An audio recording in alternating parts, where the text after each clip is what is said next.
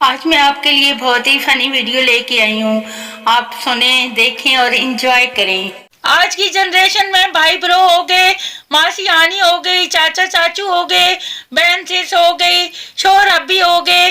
बचा ले किसी ने बीवी लफ्ज से छेड़खानी की हो।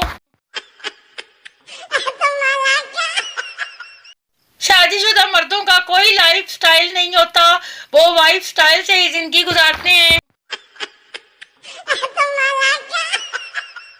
दो सरदार पेपर के बाद लड़ रहे थे, तो तुम दोनों क्यों लड़ रहे हो? सरदार ये बेवकूफ पेपर खाली छोड़ आया। दोस्त फिर क्या हुआ? सरदार क्योंकि मैंने भी ऐसा ही किया है। अब टीचर समझेगी हम दोनों ने नकल की है।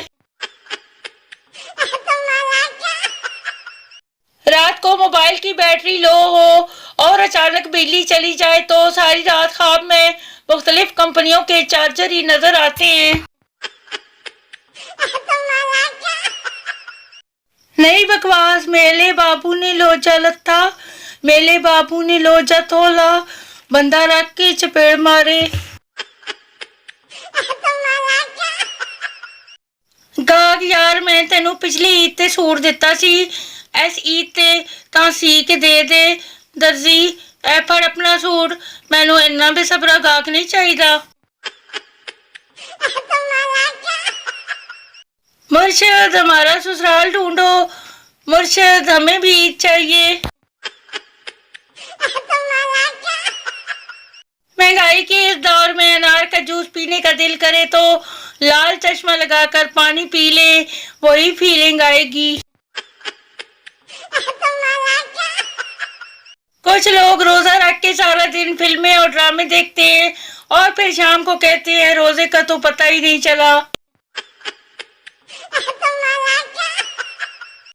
हमने इफ्तार में एक पड़ोसी को सालन भेजा, उन्होंने जवाबन हमें पकोड़े भेजे। हमने ये पकोड़े अपने दूसरे पड़ोसी को भेज दिए तो उन्होंने जवाबन वो सालन जो हमने पहले पड़ोसी को भेजा था हमें भेज दिया। क्या ये इफ्तारी है या मिनी लॉन्ड्रिंग? इफ्तार के बाद चाय ग्लूकोज ड्रिप का काम करती है। मुसलमानों पर सिर्फ रोजे फर्ज हुए थे, पकोड़े उन्होंने खुद फर्ज किए हैं। शहरी टिप। अगर आपको सहरी करने के बाद सीने में जलन महसूस होती है या हाजमा खराब होता है तो अल्लाह के वास्ते कम खाया करो। सहरी सहरी होती है, वलीमा नहीं। शादीशुदा आदमी का तरा तो तब निकलता है जब वो बीवी के पांव दबा रहा हो और अचानक इस्तिमा कमरे में आ जाए। शादी से पहले घर में पेंट और ईद से पहले घर की सफाई पाकिस्तानियों का कौमी फर्ज है। सुबह को स्वेटर, दोपहर को टी शर्ट, शाम को कोट और रात को पंखे लगा के कंबल। पता नहीं मार चल रहा है या फैशन शो।